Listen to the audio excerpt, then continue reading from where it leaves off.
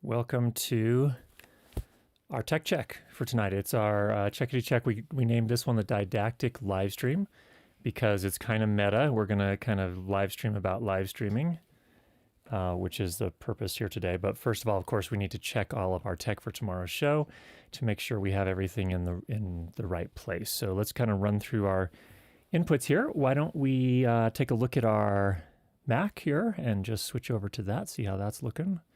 Make sure that's coming through okay. Indeed it is. You can see here we have, actually let me get back the ATEM software up. We have a few apps coming, and we'll actually talk about these a little bit later tonight actually. Audio MIDI, we need to talk a little bit about. We have our decimator up here, the decimator control app. So this is our cross converter and scaler. And how are we on sound, by the way? A little quiet. We're a little quiet. Okay, let's see here. Check 1, 2.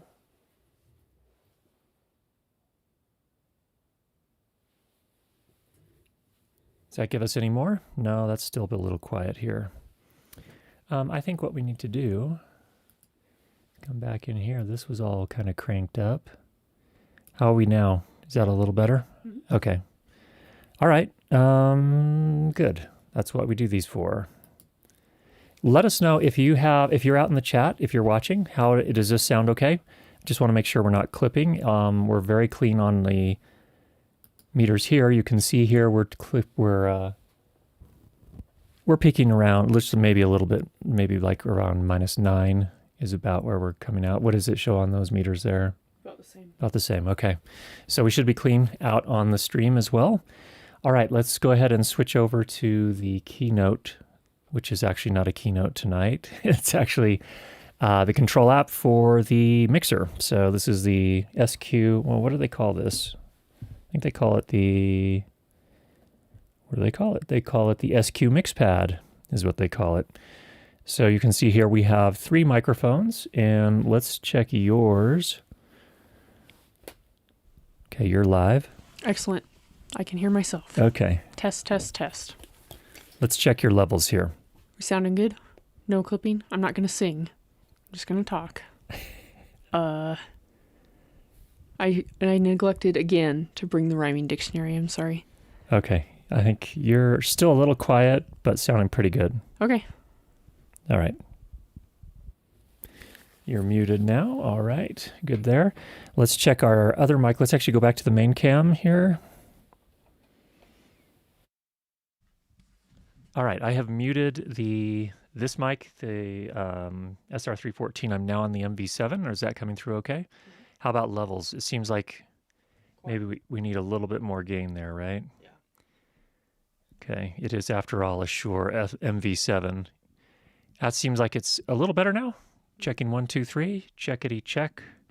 Okay, we do have a compressor on that one as well. If we go back over to our keynote source here, you can see here we do have a compressor coming in here. Our attack is fast, our release is 500 milliseconds. You can see we're tickling it there. That's the little red that comes down as I talk. Okay, good. That's good. We'll go ahead and mute that. And I'm back over on my regular mic here. Okay, let's go to, do we have any chats that we can put up on the screen just to check our key here? Okay, let's do that. Hi, Vincent. Thanks for coming to our tech check for tonight. All right, so it looks like the key's working okay. Let's go back over to the Mac here. I want to take a look at a couple things here. So I'm curious. We've had some weird things. It seems like maybe a log transform or something wasn't working quite right. Hi, Thomas. Are the checks Checkity-ing? Sounds clear out here. Good. Okay. Thanks for the confirmation, Thomas. So this, let me just, can I make this bigger? Let's see if we can make this bigger. Oh, yes. There we go. Okay, so this is the decimator control panel. This is the cross converter for our main camera. And I just want to run through the settings here really quickly. Looks like our HDMI input, which we're getting HDMI from the camera, is coming in as 12-bit YCB CR 422 in BT 709 color space. So what I've done here, we actually probably don't need to even go through the scaler, but we are going through the scaler. So the input source is the HDMI, or sorry, the output source for, if I'm going SDI out, which I am because I have to go SDI out to the switcher, we're going through the scaler. And the scalar source is coming from the HDMI input. The decimator people advised me to go free run on the scalar reference.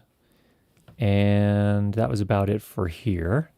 Scaling, we're coming out at 3840 by 2160 at 29.97. Oh,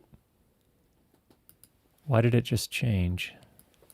And we lost our cam. Oh, I must have accidentally scrolled it with my mouse. That's my mistake. Okay, because it disappeared on our multi-view here, my main cam, as I did that. So it is at 29.97. Good. Now, the one thing I've been curious about, and I don't know if this is just for HDMI,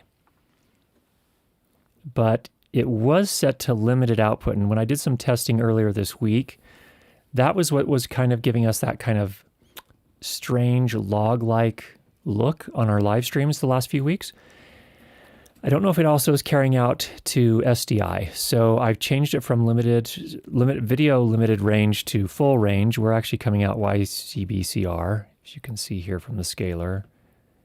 Are we? Yes, we are. Well, that's our HDMI output type. Again, it might just be affecting the HDMI. It may not affect the SDI. But what I want to do is this. I want to go ahead and switch back over to our main camera. Okay, so I'm going to change this, and let's see if it makes a difference.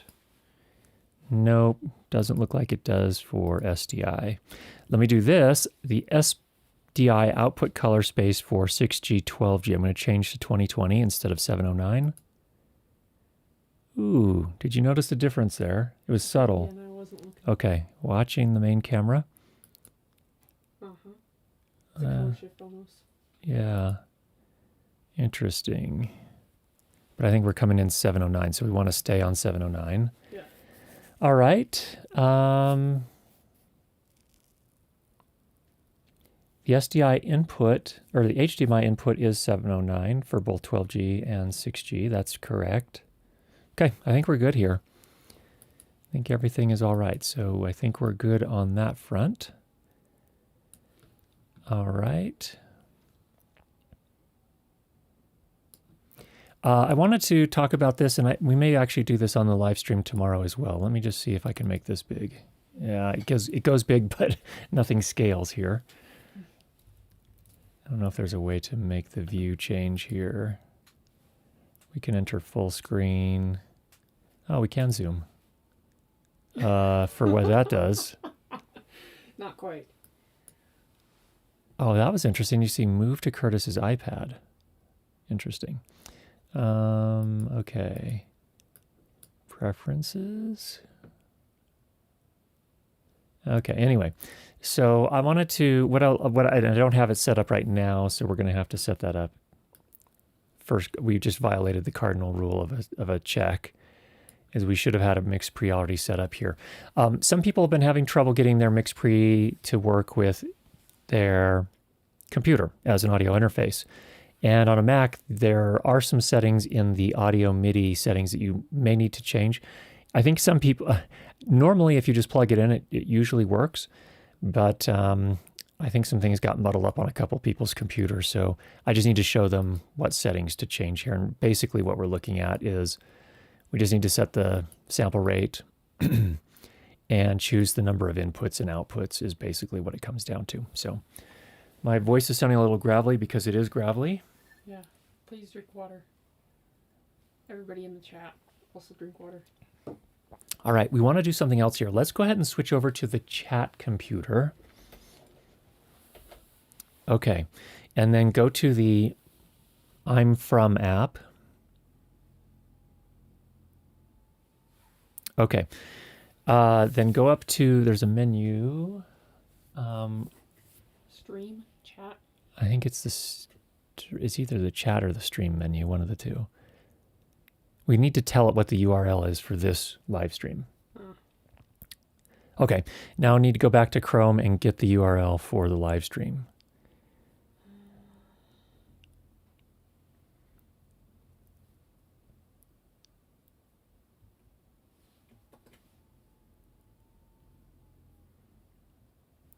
There we go, and then paste that in there.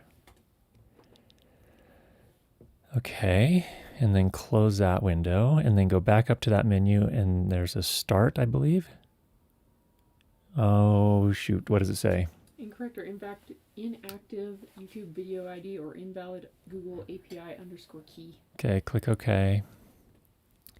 Go back up to that, and to the URL, and just make sure it's correct. Just look at like the last 4 letters and just see, and then go back over to the web browser and see if they match. Yeah. Okay, we've got a problem there. So we're trying to get this app working. This is one that Aaron Parecki tipped us off about. There's a new app, and basically what it does is if you type in your, hi from Hanover, Germany, it'll put a little pin on Hanover, Germany. And it's kind of a fun little app, so we'll see if we can get that working. But it looks like there's a problem with the API key right now. Setting up a Google API key has never, in my experience, been quite as straightforward as I would have liked. Is it related to Big Sur's recent update? I'm not sure the issues with the app, or maybe you were talking about some things earlier. Our main computer is not on Big Sur. We're still Catalina there. The laptop is now Big Sur, actually, by the way. I don't know if I told you that. Maybe it is an issue with the Big Sur, but it seems like it's not registering with the API key. So Alan's here. Alan is here? Yeah. Does Alan have something to say to us here? Hey, Alan, I'm curious, how is your review coming along with the Really Right Stuff boom poles? Alan and I had a conversation yesterday about that. So looking forward. He's working on some boom pole reviews, and I'm looking forward to them very much because I think he's much better qualified to review boom poles than I am. One of the things I said is that when I'm using a boom pole, 95% of the time it's up on a hook on a C-stand. He's holding a boom pole all day long, every day that he works. So we have different perspectives there. I'm not probably nearly as picky as he is. Although when I did review the Really Right Stuff boom poles, I think my conclusion was from that review on those was the short one was really too short for being practically useful for a lot of things. I used it inside of a tent once, but for the Army nurse. Oh, that's right. Yeah. But the thing that really bugged me about is I was getting a ton of handling noise, and I thought maybe it was because I was using one of the kind of really basic Rycoach shock mounts that day.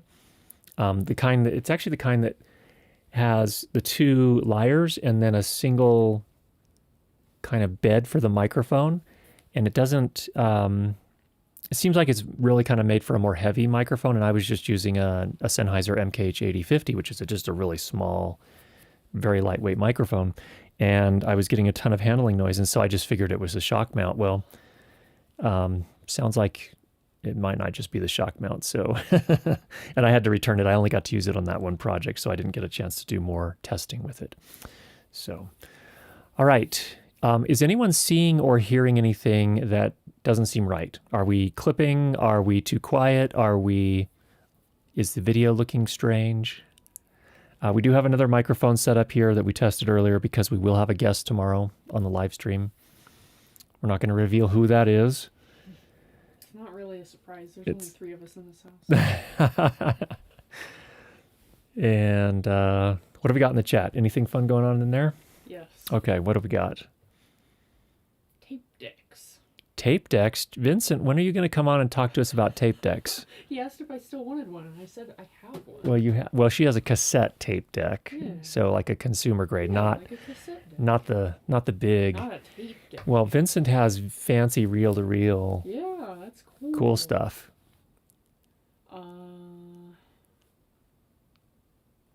We're scouring the chat here. Ah, here we go. We got Baron. Party time. I recently got one of those $200 no-name Russian ribbon mics off eBay for music recording. Do you happen to have any experience with those?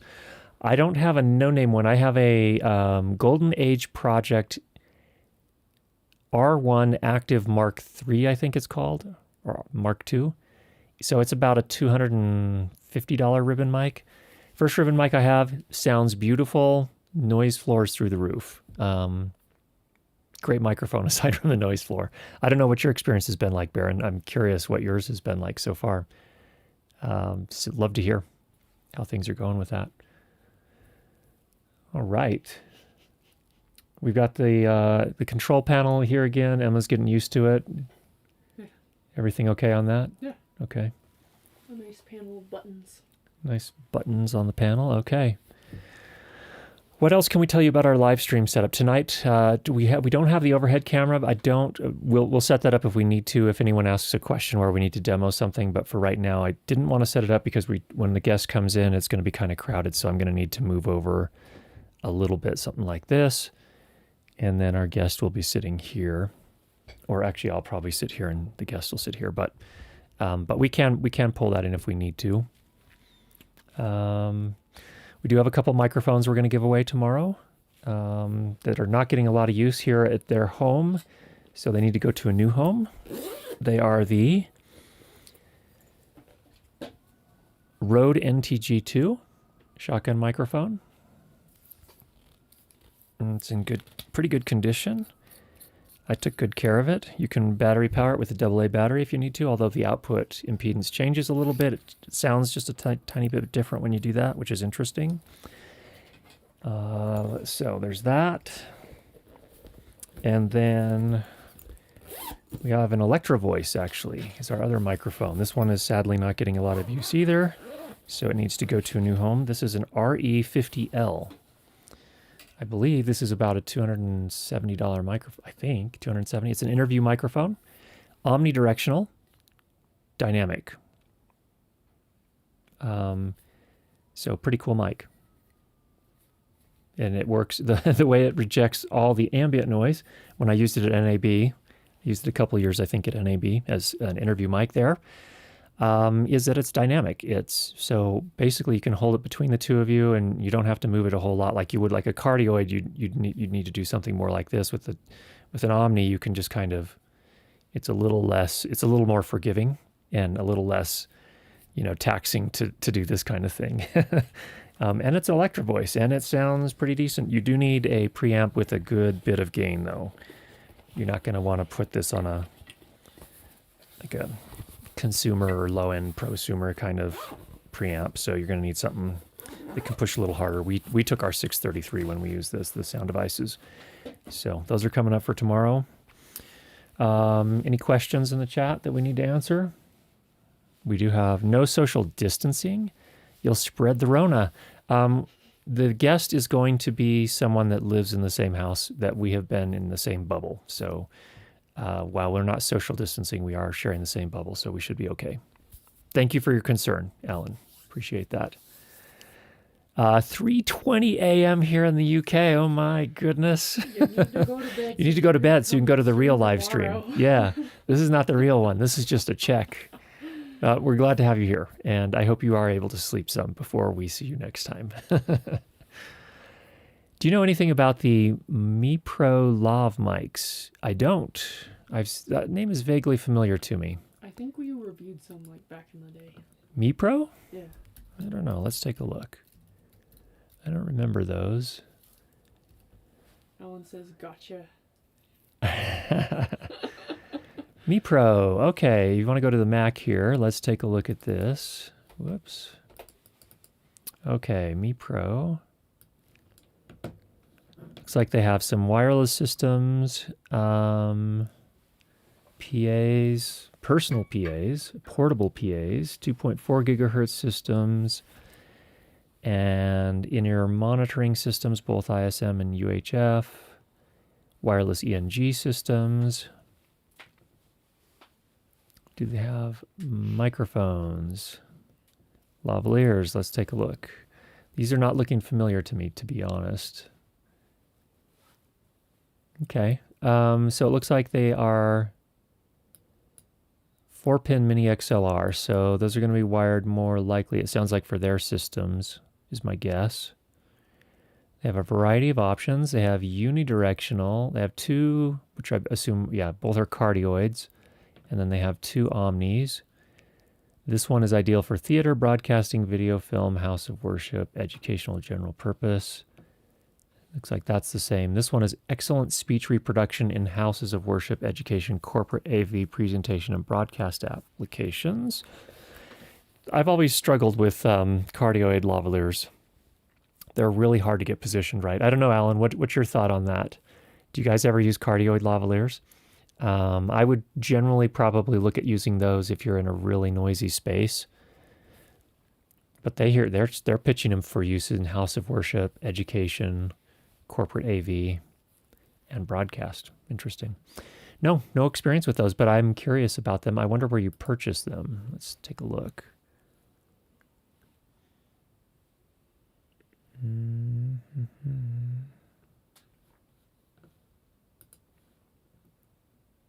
Let's say I wanted to buy an MU55L. Let's just take a look here.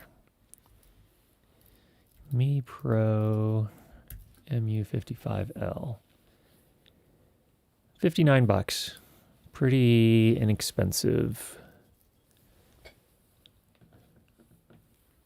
One review gave them 4.5 stars, just out of curiosity. We have 10-year-old lapel mic Mi Pro system. It was not usable anymore, and we were faced with replacing it. First, we tried replacing the worn lapel microphones. The Mi Pro MU55L works better than the old lapel mics ever worked, so well that I ordered 2 more for $165. I saved having to spend $1,500 on equipment. Okay, let's see what else they have from Mi Pro here. Looks like they have some of the portable PAs. They've got the lavalier. Handheld, wireless. That's why it's familiar. We had one of those like loudspeaker things at drum corps the first year. Oh, that's where you said. Okay, so you had one of these for your staff at the drum and bugle corps. Yeah, I think like Color Guard had one or something. Oh, okay, that's where you heard it. Okay. No, Vincent, thanks for the tip. I had never heard of this. The 5.8 gigahertz wireless body pack transmitter. Whew, that'd be a tough frequency. I mean, I feel like, well, maybe not. I don't know. Some of the video transmission systems are often 5 gigahertz. I would think that this would run into a lot of issues with any sort of barrier, including human bodies.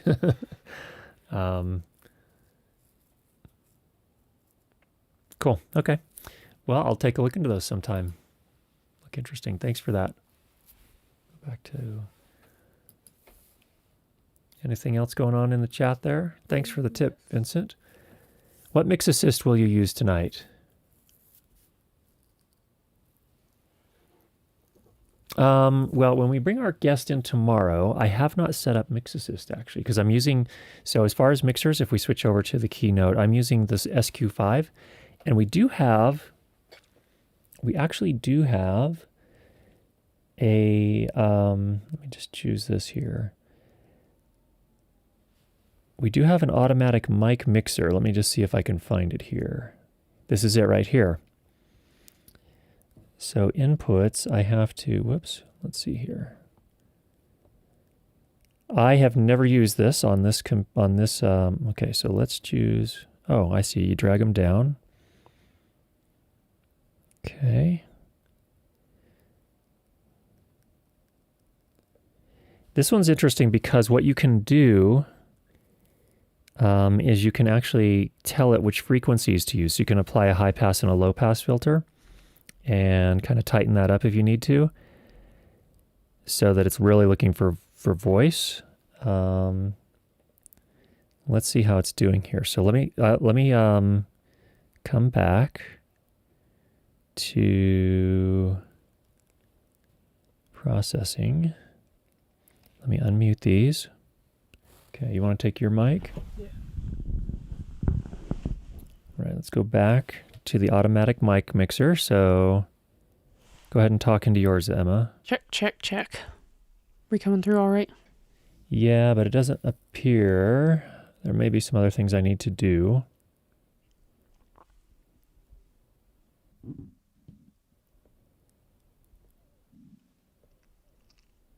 Oh, I think I probably need to set the output.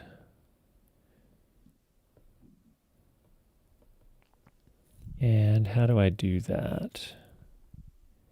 Here's the input assignment.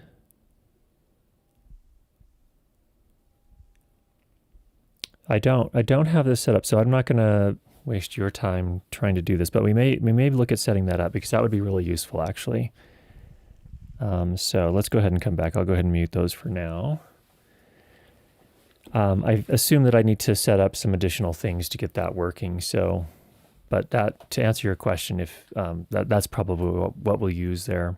We could just use a mix pre, but we're trying to get a little more familiar with the SQ here. I want to feel comfortable enough with it that I could use that on a job. So that's what we're looking at here.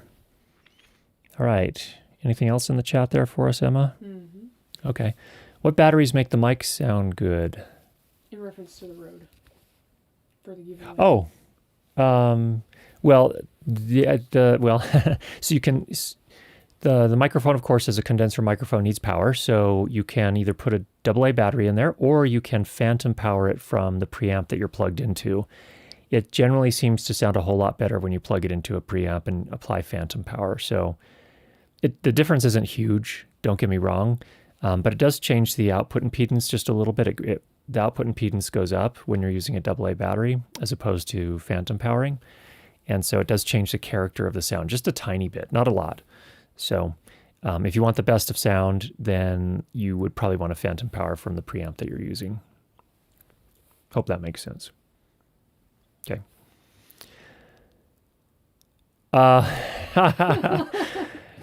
Alan, if I had that energy, I would love to do it tomorrow, but the reality is I don't have. Yeah, Timothy's right. Alan, you're going to need some Zip Fizz. I don't react well to caffeine. I don't usually feel great on caffeine. I'm more of a theobromine kind of guy myself, meaning, that's the stuff in chocolate that's a lot like caffeine, but it's a little milder. So I typically rely on that as opposed to caffeine. Maybe we should do that for New Year's next year, 24-hour. We'll make it a, I want to ask this, Alan, on your live stream that you did, was it end of December, first part of January? Did you take a break at all during that entire thing? Because I had to take a break. I had to stand up and I don't know how you can go that long. In any case, no, probably not going to do a 24-hour. We will be just delighted to do a shorter one at some point. All right. What else we got there? Here we are. You ever try the Rode Go into the ATEM? Are you talking about the wireless Go or the video mic Go? I have tried the wireless Go into the ATEM and it seemed okay. I think some people complained about getting a lot of RF interference because I don't know how well the ATEM itself is RF shielded, but you probably want to use a cable and set the receiver a little bit farther away, is my guess. I don't have extensive experience with it. I'll confess that. Are you having problems with that, Matt? I'm just curious if you're asking what the context of your question is there. But I did plug it in once and it seemed to work okay. So, all right. Bandrew asks which drum corps. Bandrew is here? Yeah. Bandrew. I'll answer his question. Okay. I'm wearing the no. jacket right now. Oh yeah. Here, you take this seat. I don't wonder if Andrew plays trumpet or I have to see the back. Is that well in frame? Yeah. Yeah. Turn around. I also have, this is my first year of drum corps with the battalion, and then there's marching music's major league right there. And then my second year, 2019, was with Vanguard Cadets. In answer to that question. What was that? I don't want to know. Yeah. At first I thought he was asking what drum corps is. That wasn't the question. Drum corps is like Major League Marching Band. It's like if there was, competitive marching band like outside of scholastic bounds, because these are independent organizations that just are formed on their own. So. And you tour around. Yeah, we tour during the summer, so it's where all the hardcore kids go. It's fun. I miss it, but yeah. What else we got? Yeah, Vanguard is hard, but the challenge is exhilarating, I should say. I really enjoyed what they've got going over there. So, yeah. Well, how is it that y'all know what this is? Man, that's cool. I'm glad, because not many people are aware of it. And I think a lot of people I know that don't know about it would enjoy it. So I'm glad that there are people who know. Yeah. Anything else? Can't answer questions about like... Here. Oh. You want to take that one? No, because I don't know anything about it. Sorry, Matt. We'll get you the expert advice. By the way, Bandra, I liked the last podcast. It was fascinating discussion. And I'd be interested to see if your predictions come to pass. If those, for those of you that are not familiar, Bandrew has a podcast called Bandrew Says, and it's a fun platform where a lot of times he talks about microphones, but he also talks about a lot of online platforms, social media. It's where he waxes a little bit more philosophical. And I don't know. I don't know if I'm doing it justice, Andrew, but in any case. All right, back to Matt's question. Wireless go into the ATEM. I can't get it to sound good. The only solution I could find was to go into the camera. I'm curious, Matt, if you could kind of articulate what didn't sound good. Was it too quiet? Was it making what sounds like radio frequency interference noise, where it sounds kind of this digital clicking and popping kind of sound? Or was it... was there a bunch of hiss? And those are the kind of things I'm curious about. But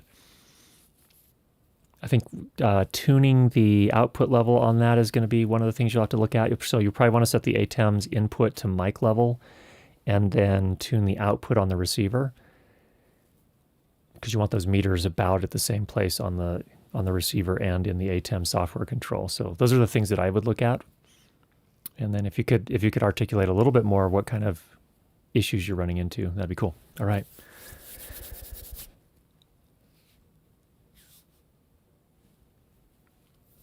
And the scouring. I think Vincent had something interesting to say. What did Vincent say last? He was in a 250-person marching band in high school. Ooh, 250 people in a marching band? Yeah. That's like the university band. Yeah, university band. Wow, that's a big school. Mm-hmm. Big stuff. I'm curious to hear more about your issues with 44.1 kilohertz versus 48 kilohertz with the Zoom P4 and P8. It was my understanding that 44.1 will hold all hearable frequencies. Great point, Marshall. It is not an issue of audio quality from my point of view. It is an issue of video standards. So, in fact, Alan is here, Sound Speeds. He has a video specifically addressing this on his channel, where he talked specifically about why 48 kilohertz is generally the standard for video formats.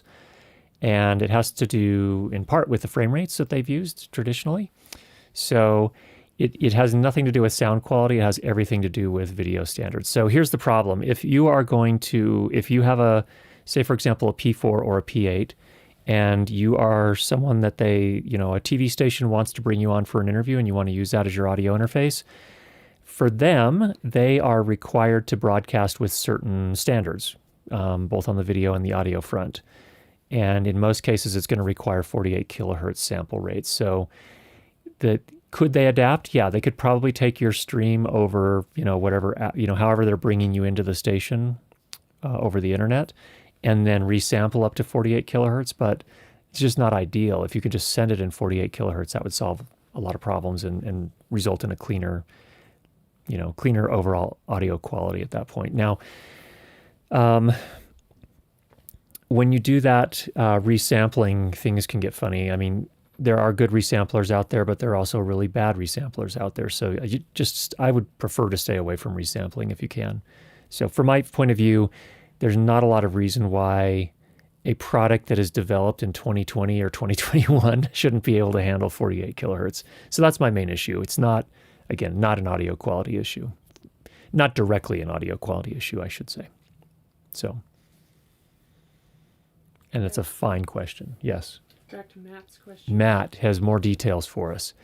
Too quiet when the input in the ATEM was at line level and way too loud when on mic level. Yeah, so I think what you're probably going to want to do, basically my problem is that the ATEM has to crank the gain when on line level and introduces a hiss, and the Rode Wireless Go is too loud at mic level.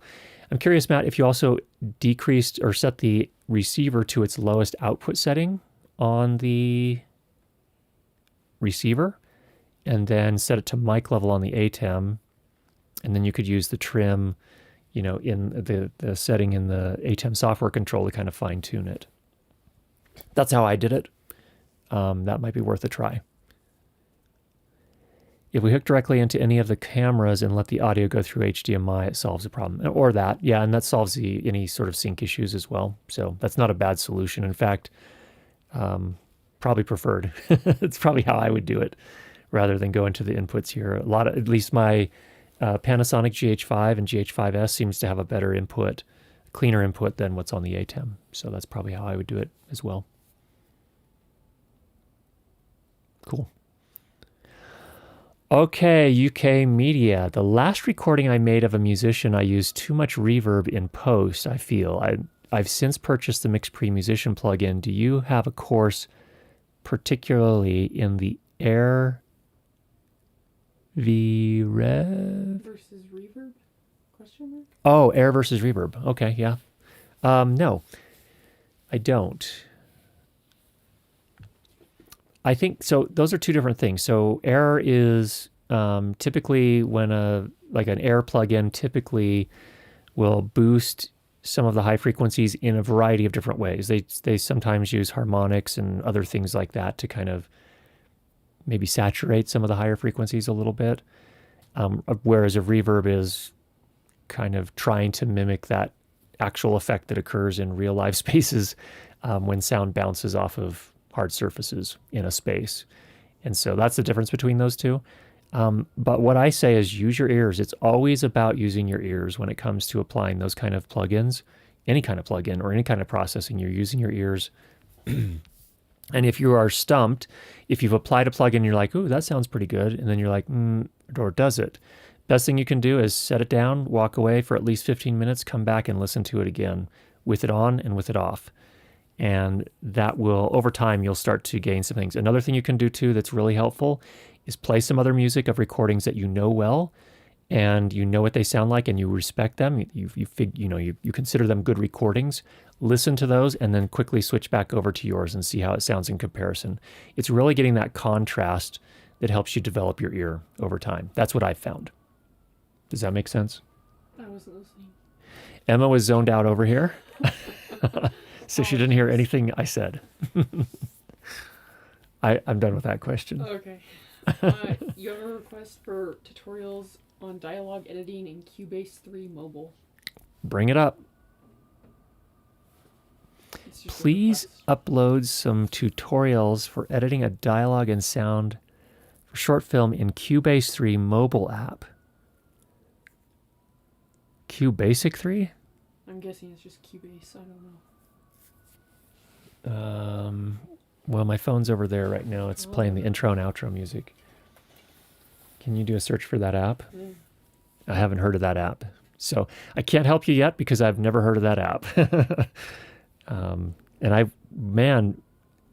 Doing a mix for a short film on a phone, that seems like a tall order. Like I've recently mixed a film in DaVinci Resolve. It was just a short film. It's called Cubasis. Cubasis 3, okay. It's a $50 app. Looks like it has some EQs, it has a mixer.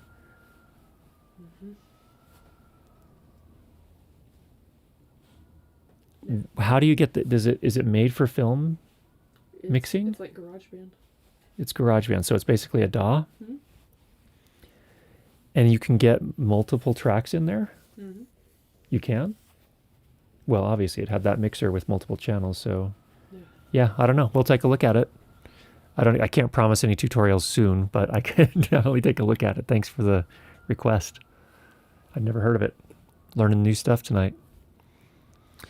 Looking to get a good mobile setup for tracking. What kind of setup would you suggest for a traveling audio business? Well, I don't know if you're on iOS or on Android. Is that what you're talking about? Or are you just talking about tracking to a recorder? I guess we need that clarification, Carter. I don't typically like relying on like an iPad or an iPhone for recording if I can avoid it. There's just, you've got so many different software components, and I work at a software company, so you'd think I wouldn't be quite so skeptical of software, but whenever that much software is involved, I get kind of iffy about it. Like especially if it's for paid work, I prefer not, if I'm going to use a computer or a laptop or a tablet or a phone, it needs to be something that's not critical to the signal chain. So that's my initial thought. As far as tracking music, I assume that's what you're talking about, or podcasts or whatever. MixPre would be the first thing that would come to my mind, not knowing a lot more about your particular situation, but either for music or for podcasting or for film or video production, MixPre probably the first thing that comes to my mind. If you need a lot of inputs, MixPre 10. If you only need 4, I'd go MixPre 6. That's my thought. If you have more details, love to talk more about that. This is in reference to recording music. Okay. Oh, good, Lloyd, thanks. If you listen to your ref mix with one side out of phase, you can hear the stereo effects quite well. Sometimes helps understand the levels. Ooh, good point on that, Lloyd. In fact, we haven't talked about this before. Our headphone amplifier actually is called the Little Labs Monotor, and the reason it's called Monotor is that you can actually flip it to, you can do a variety of things. So you can listen left, right, like you normally would. You can actually switch to the different ears. You can sum the left and right. You can listen to left only, you can listen to right only, or you can put the left and right out of phase, which is pretty handy. And that's just all by the flip of a dial. And so, yeah, that's a great point, Lloyd. Thanks for that. Sometimes it'll help you understand those levels and really kind of understand what they're doing in terms of stereo fields. Thanks for that.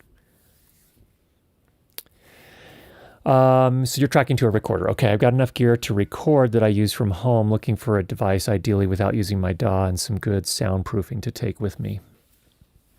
Okay, yeah. MixPre is the first thing that comes to my mind still. And then as far as soundproofing or sound treatment, I usually, when I go mobile, I take sound blankets with me. So I got mine at vocalbooth2go.com some time ago, and they've been great. I use them a lot. I use them here at home too, actually, out in the area where I do my regular videos for my main channel. We've got them hung up on either side, plus one back by the camera. So on 3 sides, we've got the sound blanket set up, and that makes a pretty big difference.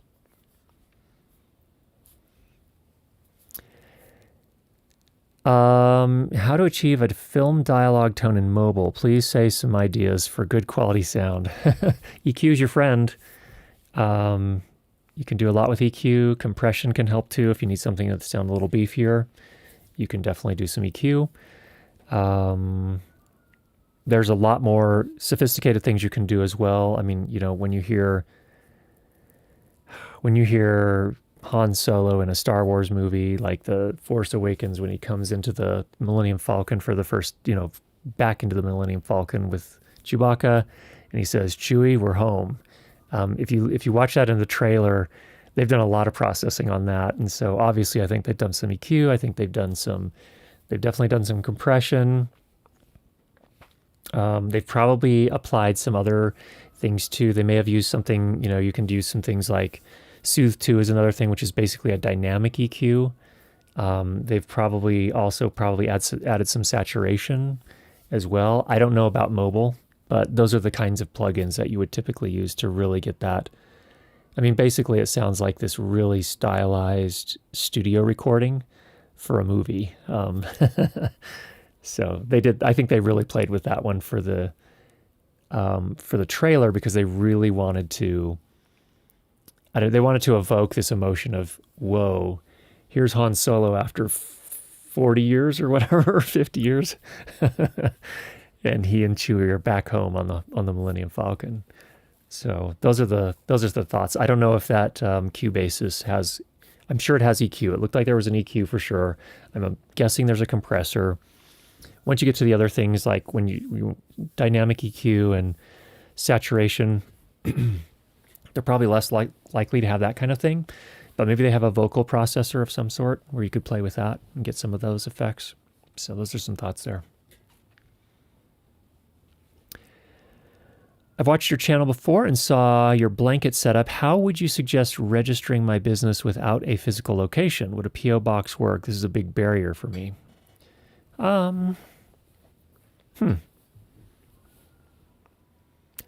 I guess it depends on where you're at. You have to check with the local business, registering authority, usually the state, and see what they allow as far as addresses are concerned.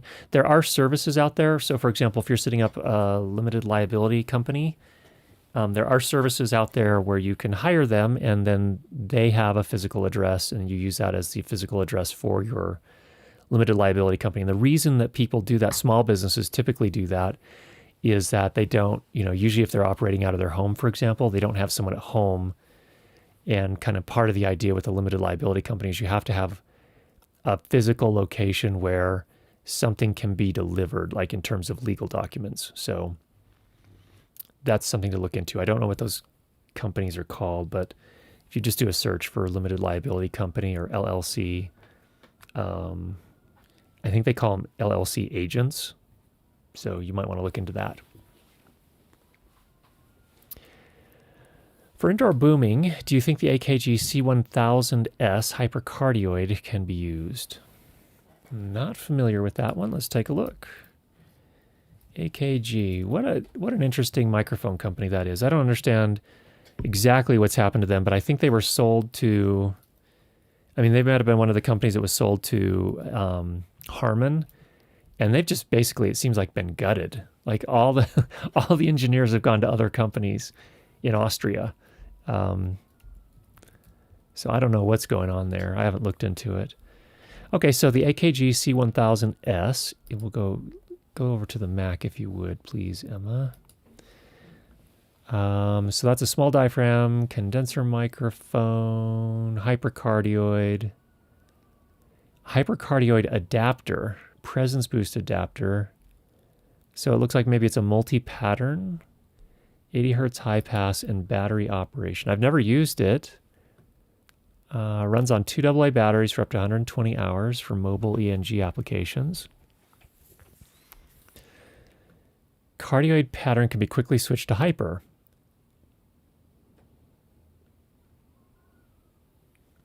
Let me just make this bigger so you guys can see this here. Thanks for your help, but we will bring you up if we need you. One of the things that makes this mic particularly versatile is its switchable diaphragm cabs, which allow you, I wonder if they meant caps, which allow you to choose between cardioid and hypercardioid polar patterns or add a presence boost. With the presence boost adapter in place, you get an extra 3 to 5 dB of high-end enhancements between 5 and 9 kilohertz, which is a great way to take a dark voice, this is me talking now, and give it some life, or it's a horrible way to make a harsh, unlistenable mess out of someone's voice that has a lot of sibilance. So that's cool that you can actually switch it. Real asset if you're using it for ENG or interview applications. Yeah, it looks like, I mean, there's no such thing as a microphone police, despite what Bandrew may say. I don't know if Bandrew's still here, but there is no such thing as a microphone police, and they will not arrest you for doing things that are not prescribed by the manufacturers of microphones. So yeah, I think you could definitely put it to use. I haven't heard it. Let's see what the reviews say. Best overhead mic. I'm assuming they mean overheads for drums or something like that. Bought it for 20 years ago. Opera singer, like the SM7, 57 and 58s, can compress and distort. This mic can take whatever you can throw at it, renders with crystal clarity, real workhorse, versatile and crisp. I'm always a little careful when I hear crisp. One of my best vocal mics, unique small diaphragm condenser. It's got KM184s now, some Neumanns. Surprising quality, good for the right purpose. I heard one of these, but from most people's opinions, it hasn't changed with updated versions. If you're looking for one condenser mic for all your needs, this probably isn't it. I like it most as a condenser instrument mic for amps and snares. I've used it as a chore mic when someone has a few on hand with the same results as most other mid-range condensers. That really tends to be placement. I can't imagine it sounding worse than the Behringer someone else mentioned as I've used that mic. Surprisingly, there are a lot of good cheaper mics available today, but I tend to lean to those with low self-noise and distortion, as that's what ruins what you're trying to capture. Okay, here are the bad reviews. Found it works really good on acoustic banjo, running it flat with no EQ and high cuts. And highs cut off a bit, very natural sound, but doesn't work good for other instruments. One of the reviewers before me, this mic requires a lot of work to make anything sound up to today's standards, tons of EQ, and still not really satisfactory, would not recommend. Just a cosmetic refresh, the capsule still sounds horrible. You know, this is a perfect example of how there's some... part of it's going to depend on what these other people have used. I mean, this person's comparing it to an SM57 and a 58. You know, that's kind of it's interesting. Here, this person's using it for stereo, XY, and ORTF, for choirs and orchestra. You know, it's really going to depend on what kind of other microphones they've worked with and, you know, how developed your ear is and experience and those kind of things as well. So, all right, I think we've beat that one to death. Is using a gate a good fix to eliminate background voices, eliminating TV audio in the background? It can be. You can get a flapping effect, though, if you don't get it set just right. And that can change over time, too. So if the voices or the TV in the background gets suddenly louder or even just gradually louder, the settings that you may have dialed in for the regular, you know, part of a program may not apply anymore. And so the gate won't work anymore. So it's not the best, but it can be better than nothing. That's my take on gates. Gates they're okay. They're a tool and they have their place, but it's tough with TV and voices in the background when the voices in the background or the TV modulates and it's louder or quieter. I'm looking over here at Emma to see what her take is on it. Okay. All right, we're going to wrap up in just a minute here. Can you tell me more about the MixPre 6? Can it record multi-tracks? What are the pros and cons? What's the price point? Are there comparable, cheaper options? Well, okay, so the sound device's MixPre 6 is a 4 XLR input, and then it also has a 3.5 millimeter stereo input. You can buy an add-on music plugin. I don't know what you're talking about when you say multi-track here. That can mean a number of different things. So if you just need multiple inputs, like you're recording a band playing live, that's one thing. You can certainly do that with the MixPre. Then if you want to instead do like studio multi-track recording where you would go and, you know, overdub or play back 2 tracks while you're laying down a 3rd track, you know, that kind of thing. That's where you can also use the Musicians plugin, which is an additional cost for the MixPre, but it's a plugin that works on the MixPre that allows you to essentially work as if you're working in a digital audio workstation, but without a digital audio workstation or a computer. So that's the main idea. You can do all those things. You can punch in and punch out. You can play back tracks while you're recording a new track on top of it. A lot of field recorders won't do that. Some will, but a lot won't. The thing that's really nice about the Mix Pre, let me just show you one here. This is the smaller sibling here. This is the Mix Pre 3. This has 3 XLR inputs. There's one there, 2 more on this side. The build is pretty sturdy. It's I think it's solid aluminum. I think it's aluminum. It's made by Sound Devices, so they're known for they're mostly in the film and TV sound world, but they do make some good products. The preamps are pretty good. Headphone amp is decent. What else can I say? You can power it a variety of different ways. They make different battery sleds for the back, or you can power it via the USB-C input here for the Mix Pre 3 and the Mix Pre 6. The Mix Pre 10, if you do need 8 XLR inputs, that's a different story. That has what's called a Hiroshi input for power. It records to a single SD card. It also, you can plug in a thumb drive into the USB-A port over here, and it will back up to that. So once you stop your recording, that'll be recorded to the SD card. It'll make a copy of the file on the SD card over to the thumb drive, which is nice. So you have a backup copy there. You do have a 3.5 millimeter output on this, so if you do need to feed audio to something else, you can do that. Typically, it's made for camera. And those are the main things, I think. Anything I missed? You can't think of anything? Okay. So they're just good and they're solid. They're not cheap. They do cost a fair bit of money, but I think you're getting a really good product with that. Now, if you are talking about recording like you would in a DAW with punch in and punch out and overdub and that kind of stuff, there are very few field recorders that can do that. The quality field recorders that can do that. But that would be my first recommendation. I don't know of any good ones that are less expensive than that can do that. I mean, there's the Zoom H series, but I wouldn't highly recommend those. Nothing personal, Zoom. Okay, it's time for us to wrap. Mm-hmm. Yeah, Emma says we need to wrap. Okay, we'll see you guys tomorrow on the live stream, which is at 12 noon U.S. Mountain Time, UTC -7. If you go to the Courage Jet Audio channel here, you will find that live stream set up, and you can see it converted to your time zone and whatever. So we'll talk to you guys tomorrow. Have a good night.